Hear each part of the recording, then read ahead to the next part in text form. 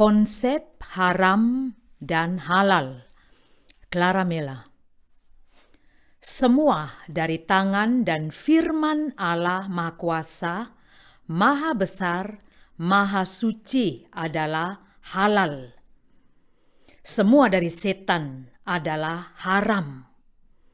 Haram atau halal bukanlah form atau bentuk dari sebuah benda atau sesuatu, tapi makna, sense inhalt, dari sebuah benda atau sesuatu, entah itu konsep atau perilaku. Tangan Tuhan, tangan yang suci. Firman Tuhan, firman yang kudus. Semua yang Tuhan ciptakan adalah baik. Semua binatang, termasuk babi, sebagai hewan ternak yang di mana manusia dipercayakan berkuasa atasnya. Genesis 1 atau Kejadian 1. Budaya lokal seperti larangan untuk melakukan ini dan itu, contohnya di beberapa tempat larangan makan babi. Babi ciptaan Allah Maha Suci. Babi biasanya memang hidup di tempat kotor sehingga dianggap menjijikkan. Lalu dalam salah satu kisah dalam Alkitab, babi dimasuki roh jahat saat Yesus, Isa Al-Masih, mengusir setan karena saat itu binatang yang ada di sekeliling Yesus adalah babi. Lalu ada peristiwa di mana darah babi ditumpahkan sebagai penghujatan di bait Allah. Semua tindakan tersebut dijadikan acuan bahwa babi itu haram, kotor, dan lain sebagainya.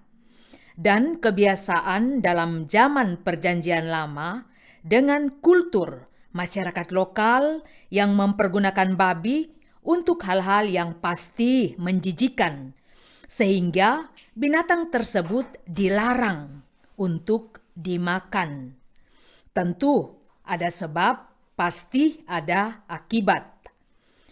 Babi tidak bersalah, sebab babi diciptakan oleh yang kudus dan yang suci, yaitu Tuhan Allah. Kemudian, larangan makan darah. Darah pun ada di dalam tubuh binatang yang merupakan ciptaan Allah Maha Suci. Lalu ada larangan menyentuh mayat, bangkai tubuh manusia, atau haram memakan ini dan itu yang berlaku pada zaman di mana larangan-larangan itu diberikan atau dijadikan tolok ukur apa yang haram dan halal bagi pemeluk agama tertentu, misalnya Kristen, Yahudi, dan Muslim. Atau larangan memakan sapi bagi pemeluk agama Hindu. Sapi juga ciptaan Allah Maha Suci. Logikanya, jika dagingnya tidak boleh dimakan, maka susunya pun juga tidak boleh diminum. Sebab semua dari tubuh yang sama yang tidak boleh dimakan harusnya terlarang untuk disentuh, juga dimakan atau diminum. Sapi adalah ciptaan dan bukan Tuhan. Saat melihat sapi, kita seharusnya melihat Tuhan, Sang Pencipta sapi tersebut. Jikalau tangan Sang Maha Suci yang menciptakannya, apakah layak ciptaan Tuhan dijadikan haram atau terlarang? Jadi, larangan haram tidak bisa dijadikan mastab atau ukuran untuk kehidupan spiritual masyarakat beragama secara general pada saat ini. Sebab saat di mana larangan itu diberikan, disertai dengan alasan yang tentu sangat penting, namun berlaku momental pada saat di mana larangan tersebut diberikan. Dalam daging misalnya, dalam daging segar yang dimasak pun masih terdapat kandungan darah, dan darahnya bahkan bercampur dengan air kaldu atau sup yang kita minum. Lalu larangan-larangan lain seperti bagi wanita jangan mengepang rambut berlebihan dalam Alkitab bisa ditemukan dalam 1 Timotius 2 ayat 9, oleh karena saat itu ada wanita-wanita yang ingin terlihat atraktif dengan penampilan lahiriah.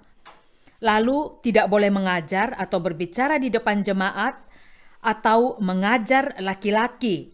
Bisa juga ditemukan dalam 1 Timotius 2 ayat 11, 12, dan juga bagian-bagian yang lain. Oleh karena saat itu, beberapa wanita ingin mendominasi atau mengambil alih peran laki-laki di dalam jemaat.